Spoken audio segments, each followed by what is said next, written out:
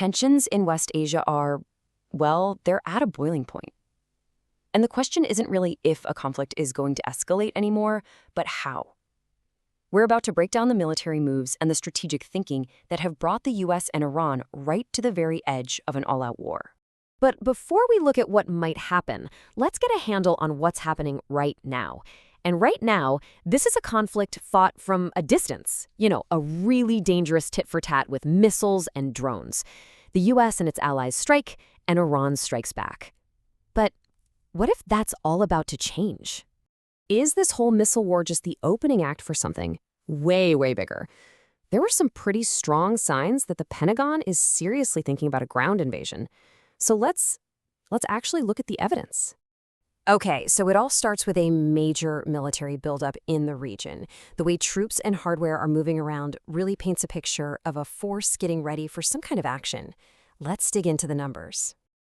Get this. There are already 50,000 U.S. troops stationed in West Asia. To put that into perspective for you, that is the largest American military presence there since the Iraq War. That fact alone tells you exactly where the strategic focus is right now. And that number? It's still growing. The Pentagon is talking about sending another 10,000 troops. You see, this isn't just about playing defense. This is about building up a real offensive capability. So who exactly are these soldiers? Well, we're talking about some of the most elite units in the entire U.S. military. You've got the 82nd Airborne's Immediate Response Force. These guys can be anywhere in the world in just 18 hours. And they're being joined by thousands of Marines who are all heading towards the Persian Gulf. You just don't send these kinds of troops to sit around and wait. Okay, so if they aren't meant to just sit still, what would they actually do? Well, military analysts have zeroed in on 3 potential targets that could be the focus of a limited ground operation. So analysts believe a limited attack would revolve around these 3 key objectives. Each one is designed to either cripple Iran's military, wreck its economy, or, maybe even both. Let's take a closer look at each one.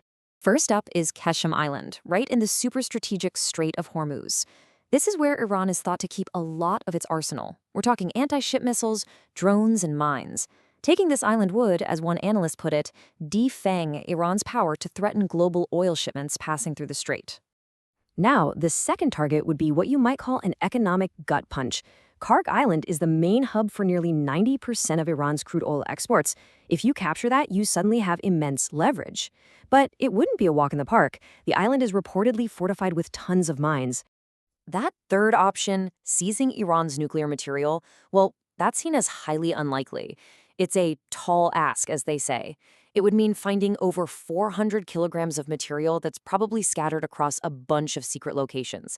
So that really makes the 2 islands the most plausible, though still incredibly dangerous targets. But here's the thing. Iran isn't just sitting back and watching this happen. Nope. In response to the American buildup, Tehran is getting ready for a massive mobilization of its own. How massive, you ask? Iran's Tasnim news agency is reporting that the country is mobilizing 1 million troops. 1 million. A number that huge sends a very, very clear message. Iran is preparing for a ground war, and they're going to make any invasion unbelievably costly. And this gigantic force is apparently being filled by a surge of young volunteers. They're signing up for the regular army, the elite Islamic Revolutionary Guard Corps, and the Basij, which is a big paramilitary volunteer militia. It seems like the threat of an invasion is actually galvanizing the population. This slide right here really puts the whole challenge into perspective. Remember the 2003 invasion of Iraq? That took 160,000 coalition troops. Now, get this. Iran is 4 times larger than Iraq. The sheer scale, the logistics, a full-scale invasion would just be monumental. So, if a full invasion is that challenging, what is all this for? Well, it brings us to the current situation, which is best described as a super high-stakes standoff on a knife's edge. This quote really captures the dynamic perfectly. The military buildup might not be for an immediate invasion, but it's a powerful tool of coercion. It's like putting a loaded gun on the negotiating table, meant to force the other side's hand. And that is the incredibly fragile balance we're left with. You've got American forces moving closer, applying pressure, getting ready for anything. And in response, you have Iran digging in, mobilizing its own forces, and preparing for a fight that it really hopes to avoid. We are in this moment of intense pressure and incredibly fragile peace.